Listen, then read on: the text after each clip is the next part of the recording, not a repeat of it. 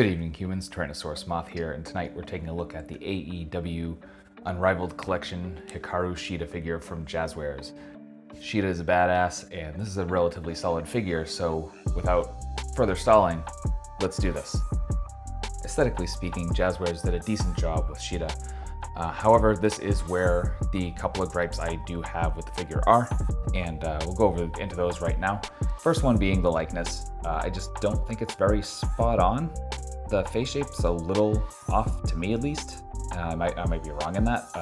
Let me know your opinion in the comments.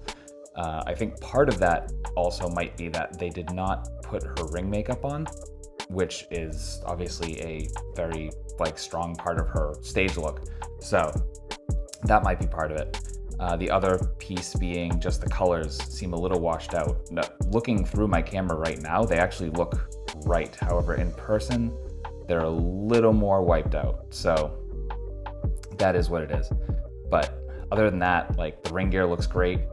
I like that they did the kind of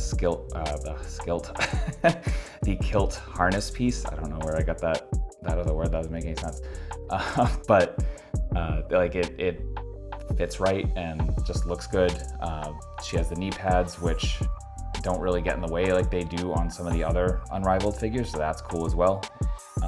And yeah, just everything else looks good.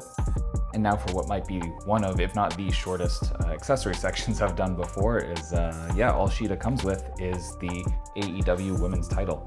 So you can see here, it's done really well in black plastic with the kind of vac metal gold pieces up over it. So that's really cool.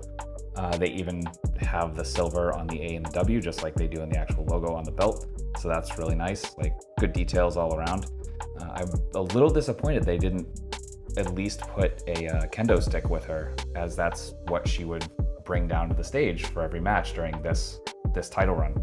So I guess, what are you gonna do? But there's also plenty of other figures that come with kendo sticks. So if you want to add that accessory, you certainly can. Moving right along to Articulation, and we got some pretty good range here, as we tend to with the AEW Unrivaled line.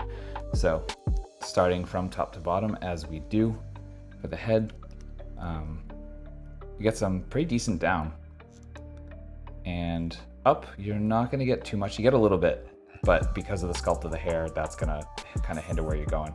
Not really any tilt, because again, it's just a simple ball peg under there, or a ball hinge.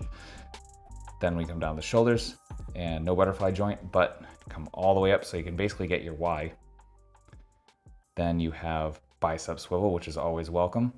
Double jointed elbows, also very, very welcome. And then you get your hinge and swivel at the wrist. We come to the diaphragm, and it's a ball joint, so we can come all the way around there. The hips are just a swivel, so that's just back and forth. For the lower hips, or the legs, we get pretty good splits. Not full, but dang close.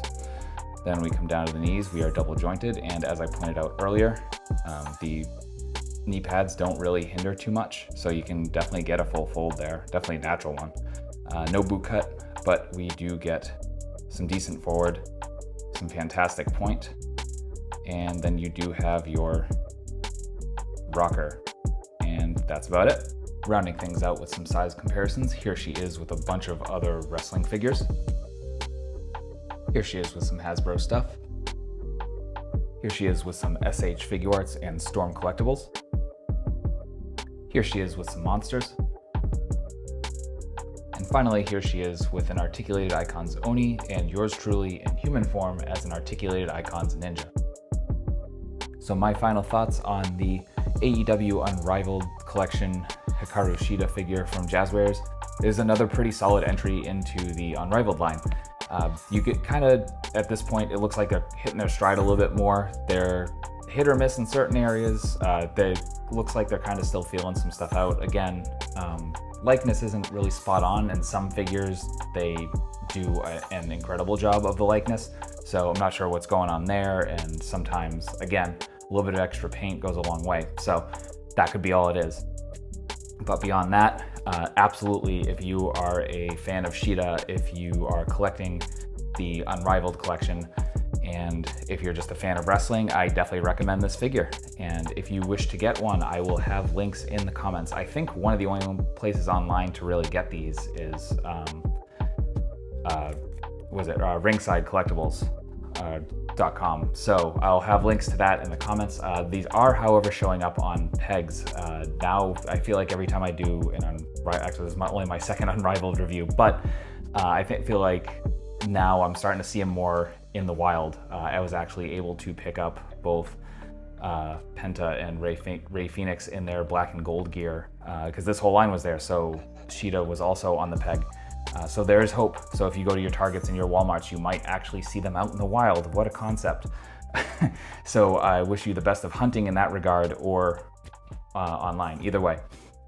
So that being said, I hope you enjoyed this review. I hope you found it informative. And if you did, please consider liking, commenting, and most importantly, subscribing. I am trying to hit some goals because the algorithm demands interaction. So obviously comments and stuff like that are good, but subscriptions are what kind of get you there.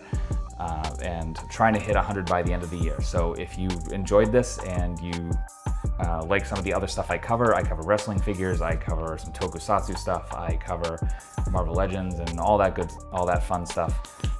Just give a hit that subscribe button, as they say. And if you want to support the channel in other ways, there will be ways to do that in the description. So thank you so much for watching, and I hope that you are kind to yourself, kind to those around you, and most importantly, stay weird, simians.